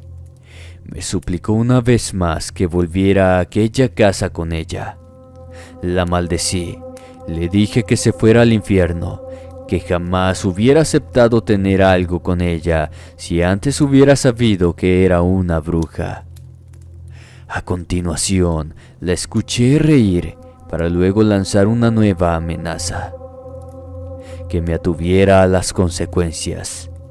Dicho esto, y como si su cuerpo fuera un simple trozo de tela, se trasladó hacia la ventana por la que había ingresado.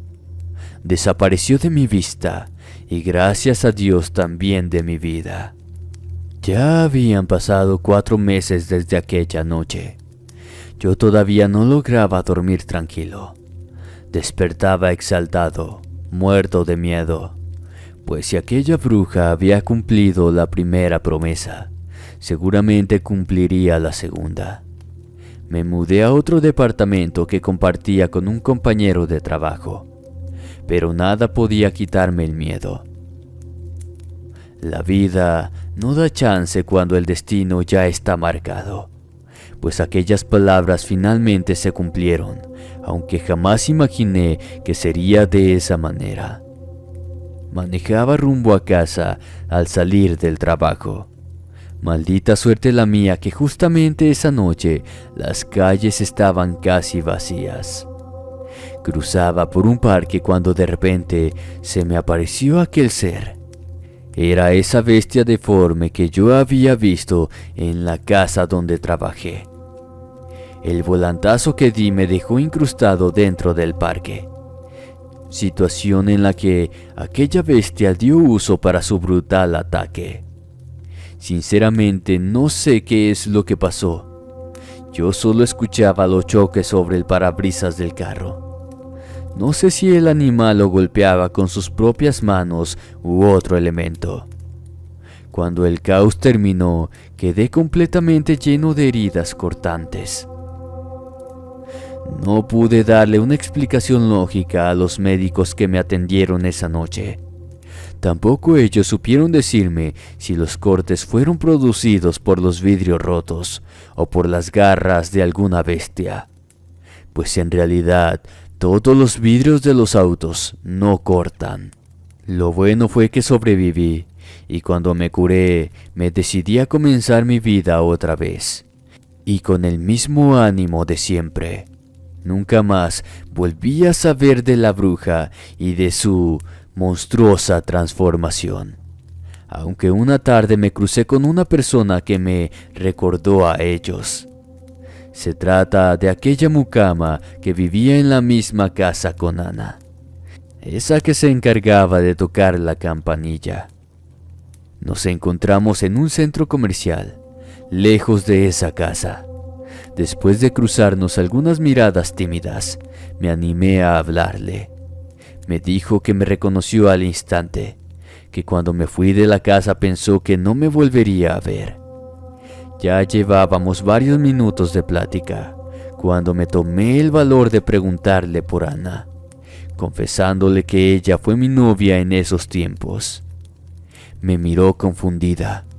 Antes de que dijera algo, le expliqué que Ana era la joven que trabajó de mucama como ella en la casa, y que yo simplemente quería saber si ella seguía trabajando en el mismo lugar.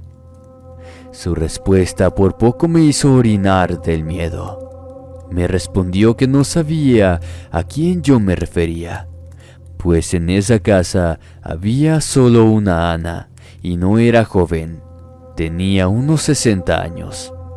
Era la esposa del señor Don Mancera, cuyo nombre completo era Ana Patricia, y que no sabía nada de ella.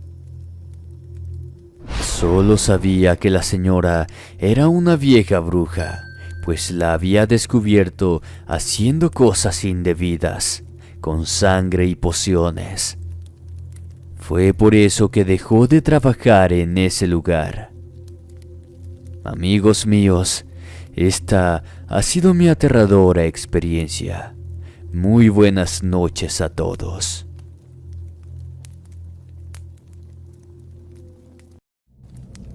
Me encontraba alimentando a las cabras del corral, cuando aquella tarde de diciembre del año 1982 vi aparecer a ese animal. Era un burro, de porte pequeño y notable fatiga. Caminaba tímidamente hacia la entrada en el rancho. A mi lado estaba mi hijo Darío, quien en esos tiempos contaba con 17 años de edad. Sorprendido, al igual que yo, por la inesperada visita, me miró como diciéndome que debíamos ir a recibirlo, pues el burro no caminaba normal y no hizo falta que lo tuviéramos bien cerca. Desde la distancia en la que estábamos, nos dimos cuenta de que tenía una herida. 5 minutos después, Darío salía del interior de la casa junto a su madre con los elementos necesarios para curar al animal. Mientras tanto, mis niños más pequeños daban vueltas en torno al visitante, pues apenas lo vieron, fueron corriendo emocionados a verlo. No tenía señas ni marca alguna que lo identificara. Siendo así, nos resultaría un tanto difícil encontrar a su dueño. Es más, llegué a pensar que era salvaje, aunque su pacífica conducta decía lo contrario. Había muchos burros en la zona. Cada familia tenía como mínimo uno, pero no era común verlos deambulando ni mucho menos invadiendo terrenos ajenos, ya que sus propietarios notarían rápidamente su ausencia y saldrían en su búsqueda. Teniendo en cuenta la enorme distancia que nos separaba de un rancho a otro, este animal tendría que haber estado perdido por un tiempo bastante considerable, al menos como para que éste hubiera llegado hasta nosotros aquella tarde. En el tiempo en que me ocupaba en curar su herida, mi esposa me preguntaba qué pensaba hacer con él. Si lo dejábamos libre, seguramente seguiría vagando extraviado por el monte. Y eso no solo lo dejaría expuesto al riesgo de volver a lastimarse, sino que, en el peor de los casos, alguien con malas intenciones podría encontrarlo y robarlo. Le dije que no se preocupara, que por ese día lo dejaríamos en el granero junto al burro que teníamos nosotros. A la mañana siguiente, iría a visitar a los vecinos para preguntarles si éste le pertenecía a alguno, o si conocían a alguien que haya extraviado al burro. Cuando mi esposa volvió a ingresar a la casa, Darío se acercó a mí para preguntarme si me había dado cuenta del detalle de la herida. Le respondí afirmativamente, pues tanto él como yo notamos que esa herida no podría habérsela causado accidentalmente en el monte. Esta era un corte longitudinal en el vientre. Era perfecto, como si hubiera sido hecho con un filo de un cuchillo. Indudablemente alguien había atacado al burro, y como la herida ya estaba infectada con gusanos, deducimos que llevaba varios días así. Mis hijos más pequeños se alegraron cuando les dije que por ahora el animal se quedaría con nosotros. Entre ellos Silvio, quien, con apenas 5 años de edad, era el más apegado a los animales que teníamos. Cuando terminé de curar la herida, le ofrecí un poco de alimento y agua, de los cuales solo eligió beber el líquido y rechazó la comida. Lo llevé al granero donde estaba nuestro burro y ahí lo dejé. Mis hijos me pidieron permiso para quedarse un poco más con él, así que solo Darío y yo nos metimos a la casa. Mi esposa acababa de preparar la cena cuando noté que los niños ya habían ingresado a la casa, todos menos Silvio. Les pregunté a sus hermanos por él y me dijeron que se quedó en el granero. Cuando lo fui a buscar, antes de llegar a la puerta, lo escuché hablando con el burro. Él acostumbraba a hacer eso, pero esa noche me preocupó por el hecho de que, si se encariñaba con un animal ajeno, seguramente se entristecería cuando éste ya no estuviera. Al entrar, lo vi parado frente al burro.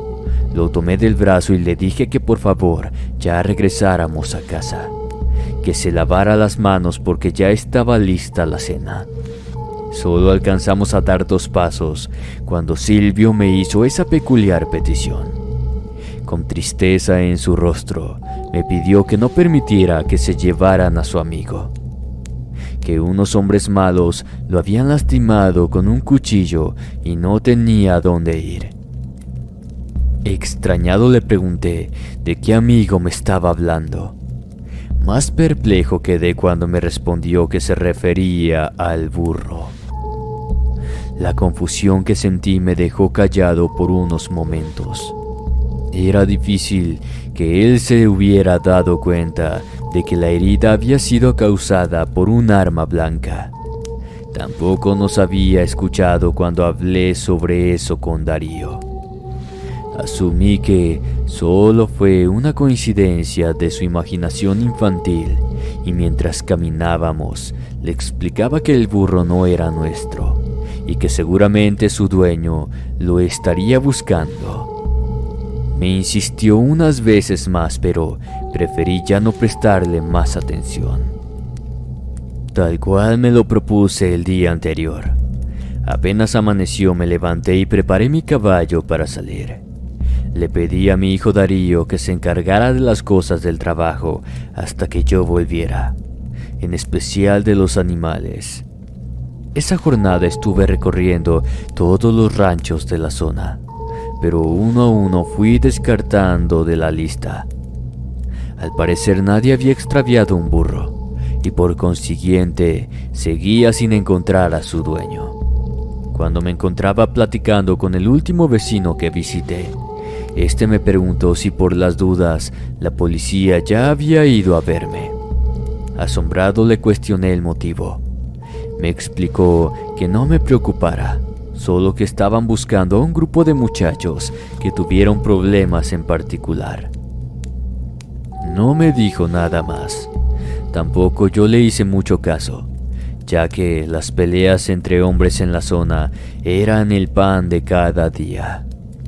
La ingesta desenfrenada del alcohol traía consigo las consecuencias.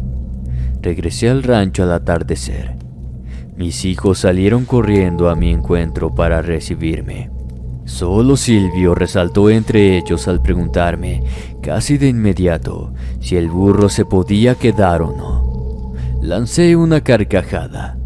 Lo cargué entre mis brazos y le dije que no se preocupara, que por ahora su amigo se quedaría con nosotros. Los días fueron pasando y el dueño del animal no aparecía. Comenzaba a hacerme a la idea de que finalmente se quedaría con nosotros, aunque todavía tenía dudas debido a una inusual actitud que éste comenzó a tener. Se negaba a comer otra cosa que no sean frutas. Es más, tuvimos que regañar a Silvio porque lo descubrimos llevándole de nuestra misma comida, argumentando que su amigo se lo pedía. Por otro lado, Darío me contó que el animal era un poco rebelde. No se dejaba colocar una soga, por ejemplo. Tampoco quería permanecer encerrado en el granero y mostraba hostilidad hacia los otros animales. Pero fueron las cosas que comenzaron a suceder en los otros ranchos lo que nos preocupó. Eventos a los que nadie podía encontrarles explicación. Durante una madrugada, el dueño de uno de los ranchos se despertó por unos fuertes ruidos provenientes del patio. Se levantó para revisar. Al llegar, vio que la puerta del corral de los caballos estaba tumbada. Por alguna razón los animales no huyeron y todavía estaban adentro del mismo. Fue como si le temieran a algo. Cuando se aproximó a revisar, notó que la puerta la habían roto con algún elemento. Pero eso no fue lo único, pues cuando se puso a recorrer todo el terreno para ver si veía a alguien, al llegar al corral de los cerdos, no encontró a ninguno con vida. Todos estaban sin cabeza. Por la forma de las heridas, supuso que estas fueron hechas con un machete.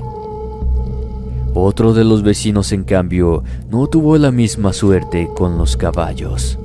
Cuando él se levantó para revisar, todos ya se habían escapado. Alguien había destrozado la puerta también. Más animales amanecieron mutilados. Las puertas de los corrales hechas añicos. Parte de los techos de los galpones e incluso de las mismas casas también eran dañados. Las huellas encontradas presumían de que se trataba de una sola persona, probablemente un hombre que se trasladaba descalzo. Al reconocerse vulnerables a los ataques y que el culpable los evadiera a todos, poco a poco los lugareños empezaron a enardecer de odio. Las pérdidas que estaban sufriendo no solo eran de animales, sino que también estaban siendo afectados materialmente. El ejemplo más lamentable de esto fue el caso de uno de los rancheros a quien le destruyeron su camioneta. Los vidrios, las llantas, todo fue hecho pedazos. No obstante, este fue el mismo señor quien pudo dar una pista sobre el desquiciado hombre que estaba haciendo todo esto. Lo descubrió como un muchacho joven, de entre 25 y 30 años de edad, de baja estatura y condición robusta. El testigo aseguraba que éste salió corriendo del terreno, luego de haberlo despertado con el estallido de los vidrios. Lo hacía descalzo y apenas cubriéndose con un trozo de tela. La desesperación por encontrarlo aumentó más todavía. Se organizaron de tal manera que siempre hubiera alguien cuidando las casas, ya sea un hijo mayor, mientras los padres de la familia salían con sus armas dispuestos a eliminar al delincuente. Pasaban los días y no lograban encontrarlo. Entretanto, los atracos a las casas continuaban. Una tarde, este mismo grupo de hombres que buscaban al desconocido llegó a mi rancho con un semblante poco amigable. Me saludaron para luego pedirme unos minutos para platicar. Yo no tenía ni idea de qué sería lo que deseaban, pero a medida que el diálogo se iba desarrollando, comprendí perfectamente, y para serles sincero, era algo que yo ya venía pensando desde hace tiempo. El dilema fue que, desde que habían comenzado los ataques, prácticamente ya todos los ranchos de la zona habían sido atacados. Todos excepto el mío. Y eso fue motivo suficiente para que todos comenzaran a dudar de mí. Tal cual les mencioné, yo ya me había dado cuenta de ese detalle, pero les juro que lo justifiqué por la ubicación en la que estaba mi rancho, ya que mi casa está ubicada en el último terreno. Los invité a pasar para que inspeccionaran todo el sector. Incluso les permití ingresar a mi casa. Todo ese procedimiento tardó casi una hora, revisando cada rincón de mi propiedad sin encontrar nada. Tampoco me podían culpar a mí o a mi hijo mayor, ya que el señor que atestiguó ver al delincuente nos conocía. Es más, él juró nunca haberlo visto en la zona. Cuando terminaron, me pidieron disculpas por haber dudado. Les dije que no había problemas y les di mi teoría, esa con la cual yo justificaba el por qué el maleante aún no había llegado hasta mi rancho. Los hombres se marcharon tal cual habían llegado. Yo ingresé a la casa para compartir con mis hijos, los cuales habían quedado un poco asustados, en especial Silvio, quien me dejó estupefacto al pasar unos minutos y decirme algo que no me esperaba. No usó la seriedad propia de él al hacerlo, sino que me pronunció aquellas palabras totalmente exaltado, suplicante y con sus ojos llenos de lágrimas. Me pidió que no permitiera que se llevaran a su burro, que su amigo no era malo, que él simplemente se quería vengar de los hombres que lo habían lastimado. Hubo un silencio incómodo posterior a eso. Tanto mi esposa como Darío voltearon a verme, aguardando perplejos a que yo le respondiera. No dije nada, pero esa noche me animé a considerar un tema que jamás creí que lo tendría en mente. Estuve platicando a solas con Silvio. Luego de eso mi esposa lo acostó a dormir. Según la tradición, los nahuales son brujos que poseen la facultad de convertirse en animales. Normalmente son pacíficos y gente que no busca dañar a nadie. Pero cuando son agredidos o dañados de alguna forma, estos buscan vengarse hasta sentirse saciados. A mí me parecía una locura pensar que fuera real, que gente así existiera. Por más que todo concordaba con lo que estaba pasando en la zona, me era increíble creer que yo tenía un nahual en mi rancho, o mejor dicho, que mi hijo Silvio tuviera uno. Me desperté en la madrugada sin poder volver a dormir. Las palabras de mi hijo daban vueltas en mi cabeza. Me provocaban una incertidumbre tal que no podía pensar en otra cosa. Me levanté aún con incredulidad y a la vez con un poco de miedo. Salí de la casa y me dirigí al granero. Ahí encontré al burro, quien con su mirada puesta en mí parecía haber estado esperándome. Después de unos segundos comencé a sonreír. Me burlaba de mí mismo, de la situación en la que me encontraba. Estaba parado frente a un burro que curé con mis propias manos, esperando a que me diera algún signo o que pasara algo de repente para que yo creyera que era un nahual. Me di la media vuelta pensando en regresar a la cama. Metros más adelante me detuve. Sin voltear a mirar al animal, le dije que, si en realidad se trataba de un brujo, que por favor se marchara de la casa, que cuando amaneciera ya no quería encontrarlo allí. A la mañana siguiente desperté como de costumbre. Me dirigí hacia el baño cuando escuché unos sollozos. Estos venían desde la habitación de los niños. Extrañado fui a verlos, y el origen de estos llantos eran de mi hijo que estaba frente a la ventana. Se encontraba llorando. Me apuré en ir a abrazarlo para preguntarle qué le sucedía, a lo cual me dijo la respuesta más escalofriante de todas. Me dijo que su amigo lo había despertado en la noche para despedirse de él, que se tenía que ir porque yo lo había echado del rancho, pero que no se enojaba conmigo, pues a fin de cuentas ya era hora de que él volviera para su pueblo. Quedé paralizado, horrorizado. Salí de esa habitación y corrí hacia el granero. Sentí que el alma se me salía del cuerpo cuando no encontré al burro. Este animal no estaba por ningún lado. Estuve en la cocina más de una hora platicando con mi esposa. Ella me convenció para que fuera a dar aviso a los vecinos. Si yo no decía nada y ellos se enteraban, me habrían considerado cómplice del delincuente. Solo fue necesario llegar hasta el primer rancho, aquel cuyo dueño me había contado que la policía andaba buscando a unos muchachos. Ni siquiera me permitió contarle mi historia.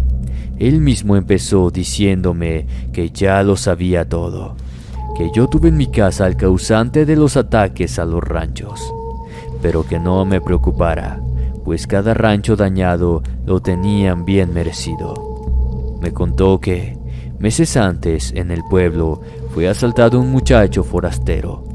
Un grupo de borrachos lo golpeó por el simple hecho de ser de otro lugar. La pelea terminó cuando uno le dio una puñalada, pues todos huyeron pensando que lo dejaron muerto. Ese muchacho no solo sobrevivió, sino que caminó hasta llegar a mi rancho, donde curé su herida. Lo alimenté y le di alojamiento. Ese joven era el burro, era un nahual. Tan impactante relato caló mis huesos. No sabía qué decir. Tartamudeando atiné a preguntarle cómo sabía todo eso, a lo cual él continuó hablando. La única razón por la cual mi rancho no fue atacado es porque no solo lo ayudé, sino también porque ninguno de mi familia estuvo involucrado en ese ataque. En cada rancho afectado vivía algún participante de ese grupo que lo golpeó. En su caso fue su hijo, aunque no fue él quien lo apuñaló. Todo eso lo sabe porque el mismo Nahual se lo contó. Antes del amanecer, quiso darle una aterradora despedida, para recién alejarse de la zona. Le pidió que me diera las gracias, en especial a mi hijo Silvio. Luego de eso abandonó el terreno. Esta historia es verídica. Yo soy uno de los que la vivió. Junto a mi hijo acordamos hacerla pública, para que de ese modo llegue a todos los que todavía dudan de la existencia de los nahuales. Fue allá por los años de los 80. No hace falta mencionar el lugar donde sucedieron los eventos ni nuestros verdaderos nombres. Simplemente cumplimos con dar testimonio. Aún ignoro quién habrá sido aquel joven nahual. Mi hijo, quien aquí es mencionado como Silvio, tampoco recuerda mucho sobre él, pues apenas tenía 5 años. Asegura que nunca lo vio en su forma humana, pero las pláticas que tuvo con ese burro quedaron grabadas en su memoria. Sea quien sea y esté donde esté, llegue mi saludo al nahual que se hospedó en mi granero, mientras atacaba a los ranchos de sus verdugos. Que la dulzura de la venganza le siente bien. Por nuestra parte, fue un honor haberlo conocido. Muy buenas noches y espero les guste nuestra experiencia.